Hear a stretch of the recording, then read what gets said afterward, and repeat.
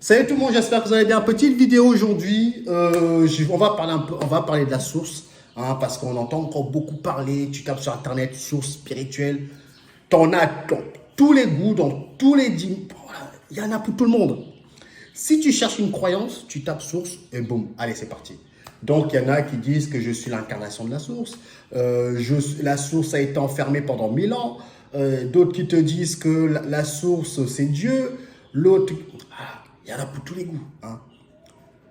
C'est comme si tu allais au McDo, un kebab, salade, tomate, oignon, ketchup, mayo. Hop, tu mets tout ça. Allez, tu manges, tu manges l'information.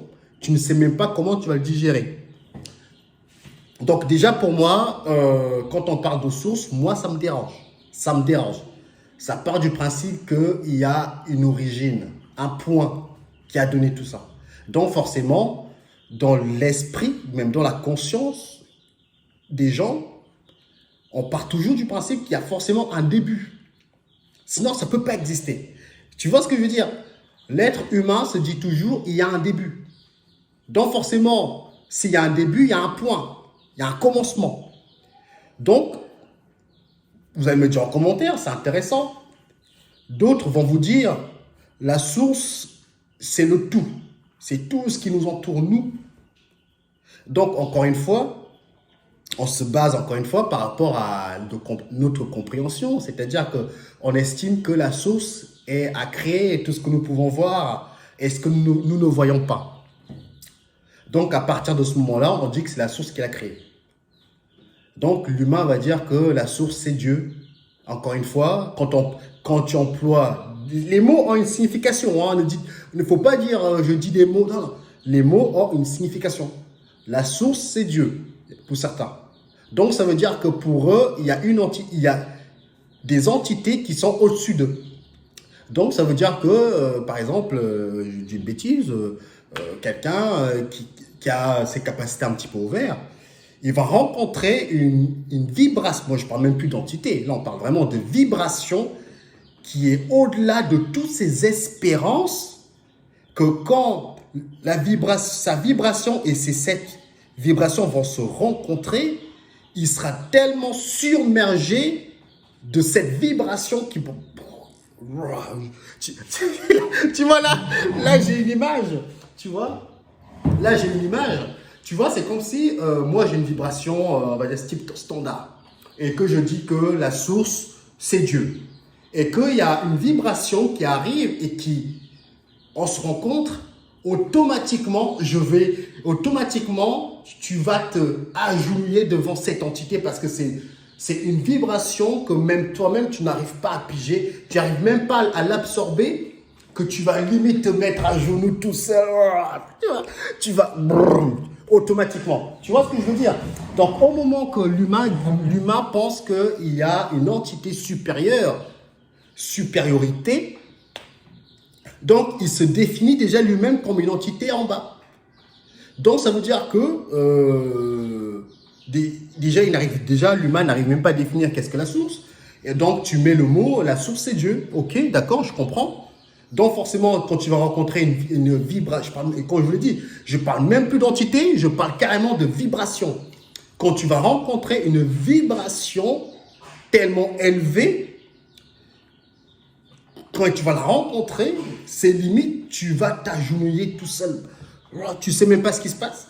Parce que tu n'as jamais vécu, tu n'as jamais ressenti une telle vibration. C'est pour ça qu'il y en a qui disent « j'étais submergé d'amour ». Oui, parce que pour toi, il y a une entité qui est au-dessus. Donc, au moment que tu as une entité au-dessus, même mentalement, tu sais que tu es limité. Donc, quand tu rencontres une vibration, une fréquence vibration, qui est au-delà, entre guillemets, au-delà, c'est encore un mot, mais qui a des fréquences un peu plus haut que toi, et tu vas être submergé de toute cette information, et du coup, toi, tu vas dire que j'étais submergé d'amour, la personne, on l'a perdu, automatiquement. Parce qu'au moment qu'on vous raconte que j'ai ressenti un amour, tu entends, il y a le mot âme, amour. Quand il y a de l'âme dedans, c'est l'émotionnel qui parle. C'est pour ça qu'on dit que il faut être rassurant. C'est pour ça qu'on dit que les émotions ne te permettent plus de réfléchir correctement.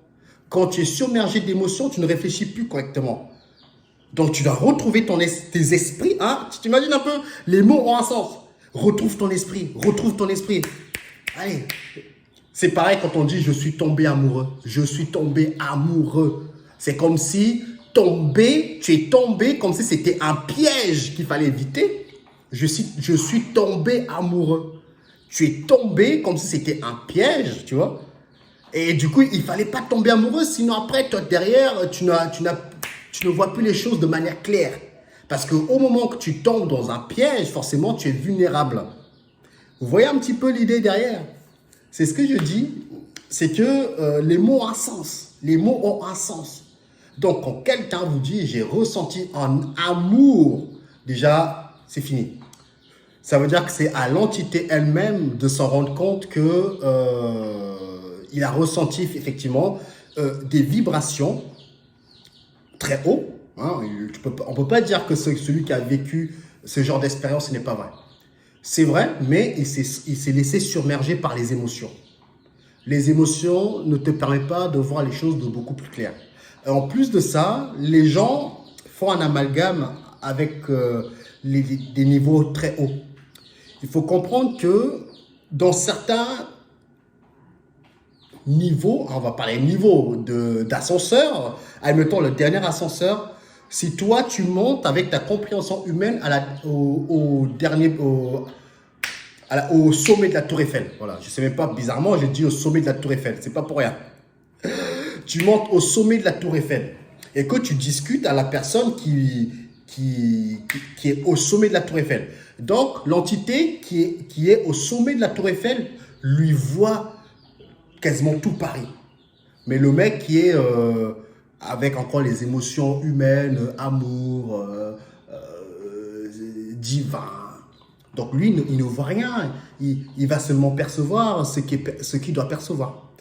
Donc lui, il va monter avec sa mentalité pour aller discuter avec le mec qui est au sommet de la Tour Eiffel. Il va dire ah, je ressens un amour.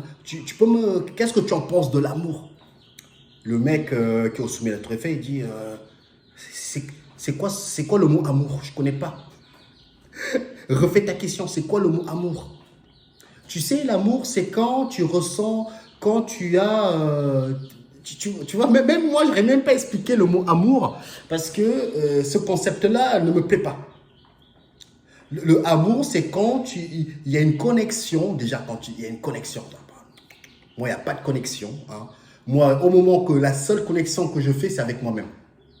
Au moment qu'on vous dit c'est une connexion avec telle personne, c'est une connexion, oui. C'est une connexion, c'est comme un contrat, des trucs comme ça. C'est un contrat que tu signes avec une âme, un échange d'énergie, donc d'amour. L'amour, en fait, te fait dire que tu n'es pas dans la neutralité.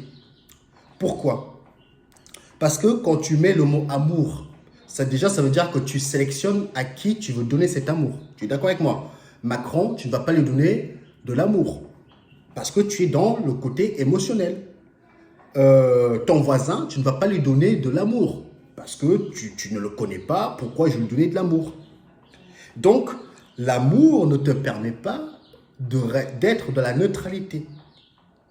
C'est pour ça que quand tu commences à monter, tu parles plutôt de respect. Hein. Le respect, c'est universel, ça. Ce n'est pas, tu montes en haut, tu dis à quelqu'un, tu parles de respect. Quand je parle de respect, même le mot en elle-même ne veut rien dire.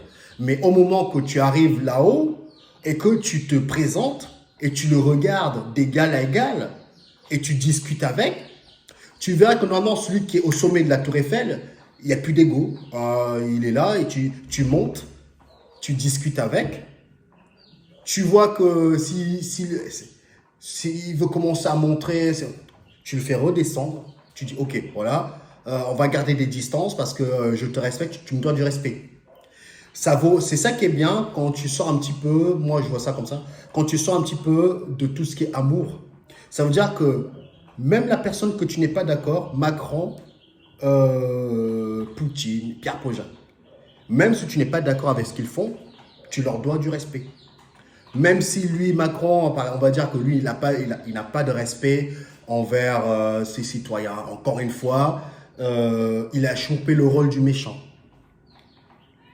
Il a chopé le rôle du méchant. Mais en aucun cas, moi je dirais que Macron il est méchant. Il a juste chopé le rôle du méchant. C'est des scénarios, je vous le dis.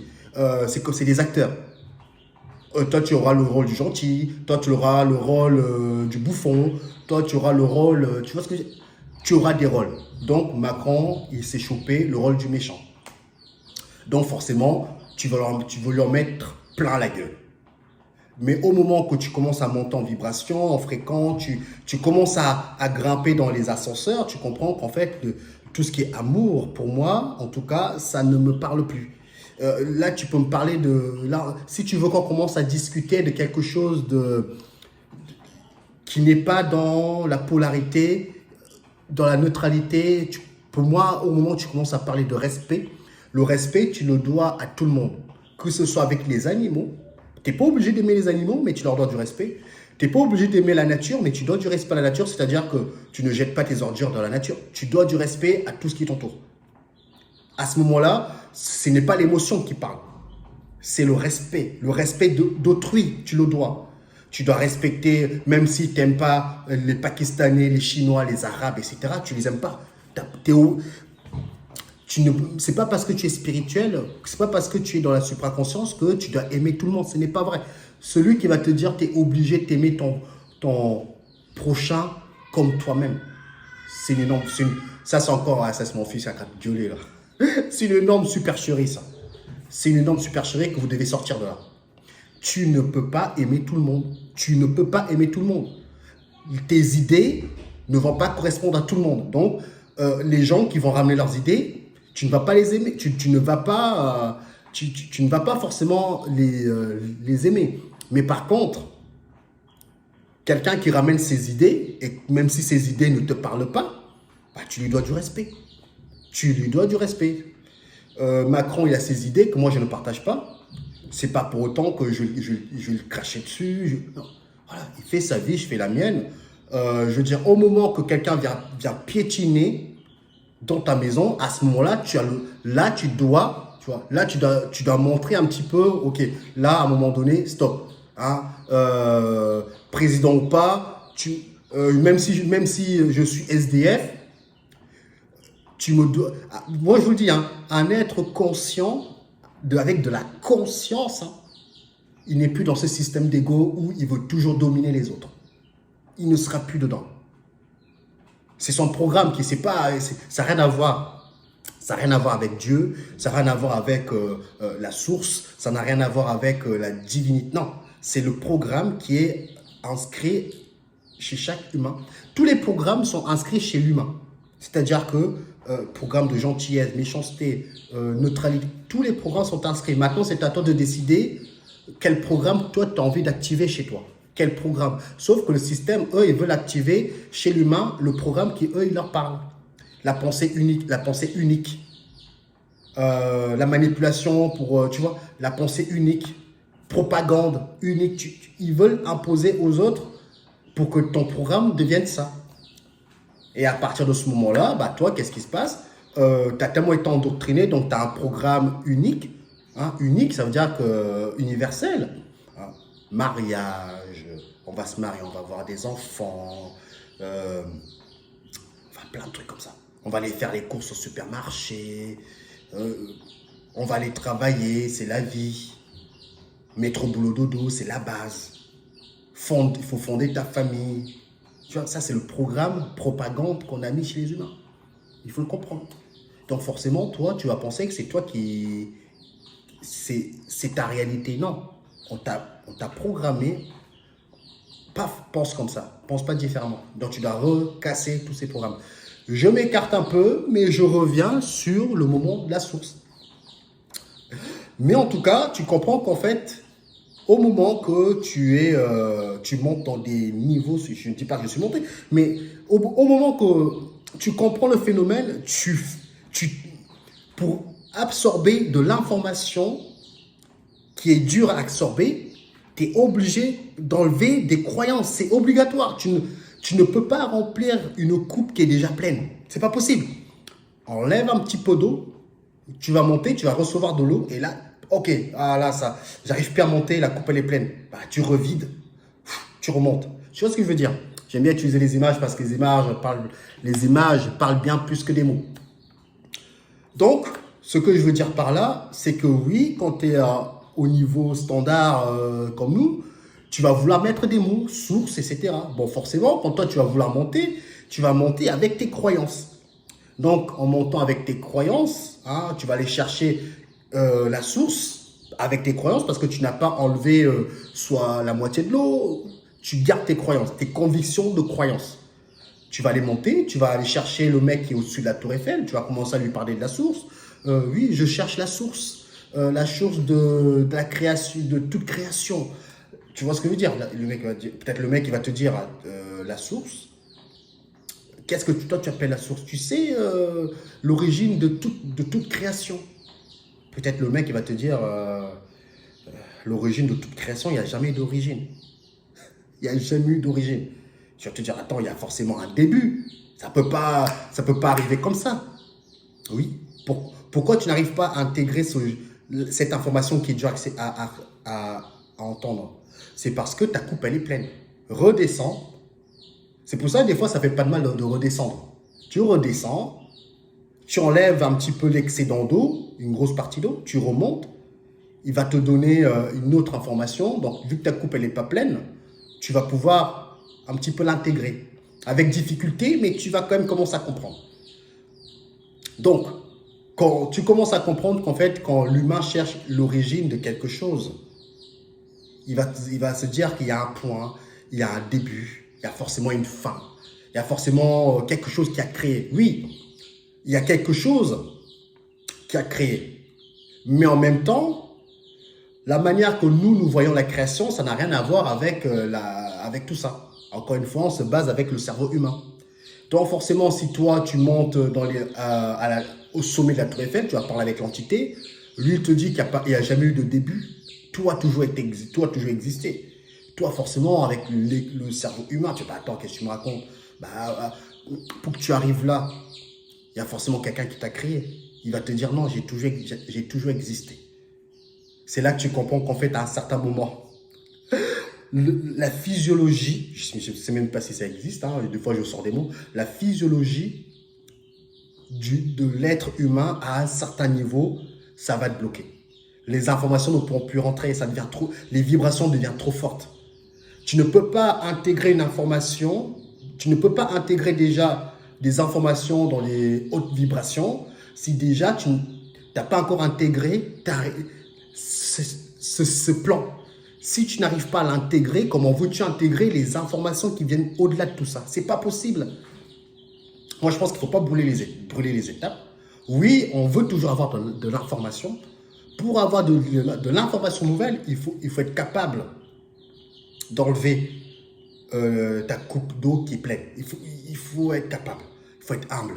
Hein. Quand tu ne sais pas, moi, je ne sais pas. J'apprends. À un certain moment, quand tu as trop d'ego, tu le mets de côté. Même ce que j'ai dit, il y a forcément l'ego à un moment donné qui essaie de structurer les choses. Tu vois ce que je veux dire?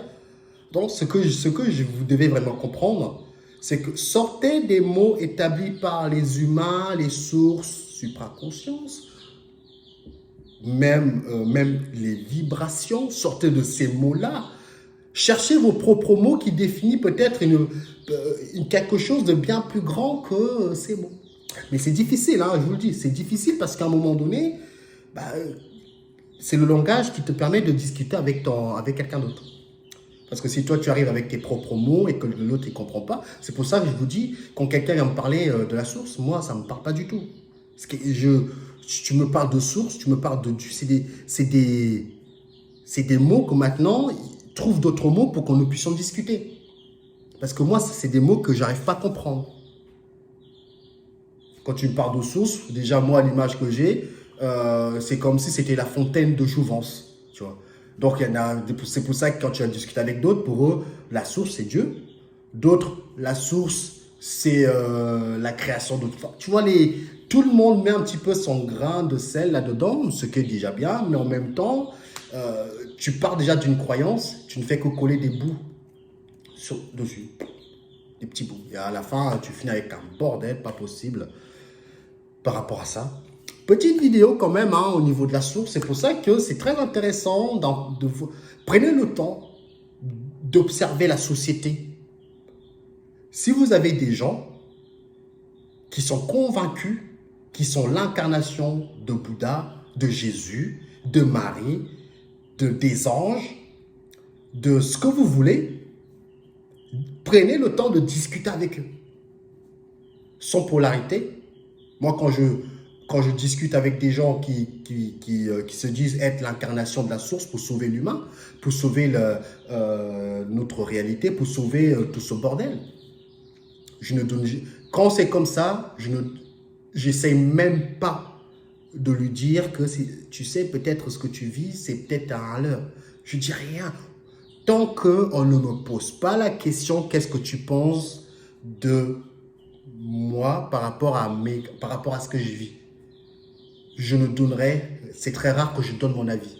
Parce que c'est comme si je rentre chez quelqu'un sans son accord. C'est très rare en tout cas que je le fasse. Donc quand quelqu'un me parle de ses croyances, moi j'écoute, je questionne parce que c'est intéressant d'écouter avec un point de vue d'extérieur et de comprendre ce phénomène, ce phénomène où tu es habité par un scénario où tu penses que tu es là pour sauver l'humanité. Donc forcément, quand tu es habité par ce scénario, dans ta tête, même si tu passes dans un détecteur de mensonges, tu es tellement dans ta vérité que il n'y a que toi qui peux en sortir si tu as envie. Tu es en train d'expérimenter ce que tu as envie d'expérimenter. Que ça soit vrai ou faux, tant que la personne est dans sa réalité, dans son jeu, hein, ce n'est que de l'expérience de toute façon. Il est en train d'expérimenter le sauveur de l'humanité. Hein, je suis l'incarnation de la source, je suis là pour sauver les humains. Elle joue. Hein, comme un enfant qui est en train d'imaginer qu'elle joue. Elle est dans sa réalité, elle est en train de jouer. Sauf que ça prend tellement des ampleurs que ces gens-là essayent de rallier beaucoup d'humains à eux. Connecte-toi à mon cœur. J'ai reçu un message d'une abonnée sur TikTok qui m'a envoyé un message en me disant il y a telle personne qui veut que vu que moi je suis quelqu'un de très naïf, je ne sais plus ce que je dois croire, dis-moi qu'est-ce que tu en penses. Moi je lui ai dit écoute, moi ce que je t'ai dit, si tu as le courage, désabonne-toi, barre-toi, cherche pas à comprendre parce qu'ils sont submergés là. Parce que là, tu vas te faire niquer, tu vas te faire avoir. Donc, à un moment donné, retrouvez votre esprit, réfléchissez. Je sais que ça paraît tellement simple pour nous de réfléchir comme ça, mais je peux vous assurer que des jeunes âmes qui n'ont pas vécu, qui n'ont pas réellement vécu d'expérience de manipulation ou d'expérience de « je tombe, je me relève », ils peuvent se faire manipuler très facilement. Donc, la manipulation qu'ils sont en train de subir, c'est un apprentissage de ce qui va faire que peut-être dans une autre vie, il va comprendre. Mais en même temps, le fait de demander aux autres qu'est-ce qu'ils en pensent, ça veut dire que lui-même, il sait déjà qu'il y a un truc qui ne va pas. Donc, l'apprentissage, sa conscience commence à changer. Sa conscience commence à lui rendre un petit peu lucide. Un petit peu, mais pas trop. Ça, c'est mon fils qui dit ça. Un petit peu, mais pas trop. Du coup, j'ai pris ces mots. Un petit peu, mais pas trop. Voilà. Vous allez me dire en commentaire qu'est-ce que vous pensez. Les débats comme ça, on peut partir sur des... voilà quoi. Bon, écoutez, merci de m'avoir écouté jusque-là. Qu'est-ce que je peux vous dire de plus? Rien, hein, rien du tout. On se dit à la prochaine pour de nouvelles vidéos et j'ai hâte de lire vos commentaires. Ciao, ciao les amis, bye bye.